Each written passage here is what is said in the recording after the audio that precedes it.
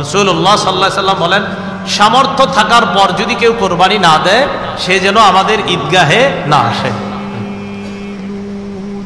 এখন কোরবানি কার উপর ওয়াজিব, খুব মন দিয়ে শুনবো আমরা। প্রাপ্তবয়স্ক সুস্থ মস্তিষ্ক সম্পন্ন ব্যক্তি, প্রাপ্তবয়স্ক সুস্থ মস্তিষ্ক সম্পন্ন ব্যক্তি, সে যদি নেশাব পরিমাণ মালের মালিক হয় তার উপর কোরবানি দেওয়া ওয়াজিব।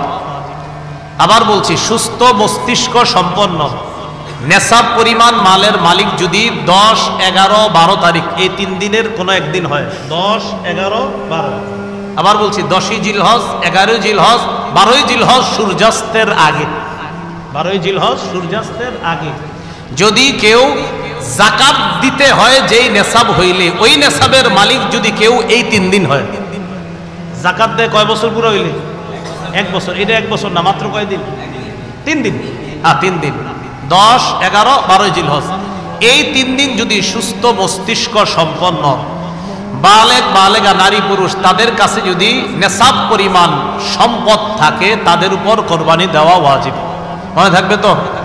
আল্লাহ আমল করার তৌফিক দান করেন।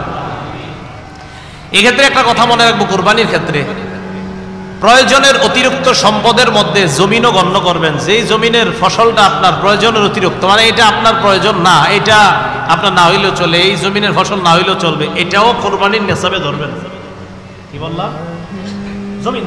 জমিনের ক্ষেত্রে প্রয়োজনের অতিরিক্ত যে জমিনগুলো আছে কোরবানি, শুধু কোরবানির নেশাবের ক্ষেত্রে এটাকে আমরা গণ্য করব। আল্লাহ বুঝার তৌফিক দান করেন। অনেকেই আছে কিন্তু আপনার নেশাবের মাল আছে, হয় এই 3 দিনে হয়ে যায় অনেকের, মাশাআল্লাহ। তো যাই হোক, আপনারা তো জানেন কাদের হবে কাদের হবে না, এই জন্য চেষ্টা করা, অন্তত একটা খাসি বকরি দিয়ে দিলেই তো হয়। এরপরের মাসালাটা আমরা মন দিয়ে শুনবো। নেশাব স্বর্ণের ক্ষেত্রে 52.5 তোলা স্বর্ণ, স্বর্ণের ক্ষেত্রে 7.5 ভরি স্বর্ণ, রূপার ক্ষেত্রে 52.5 তোলা রূপা, 7.5 ভরি স্বর্ণ অথবা 52.5 ভরি রূপা, 7.5 ভরি স্বর্ণ, আর রূপার ক্ষেত্রে 52.5 ভরি বা তোলা, যেটা বলেন, ভরি বললেও হবে, রূপা। এখন কথা হলো, কারো কাছে কিছু স্বর্ণ আছে, কিছু রূপা আছে। কি আছে বলেন তো? কিছু স্বর্ণ, কিছু রূপা, কিছু টাকা পয়সা আছে।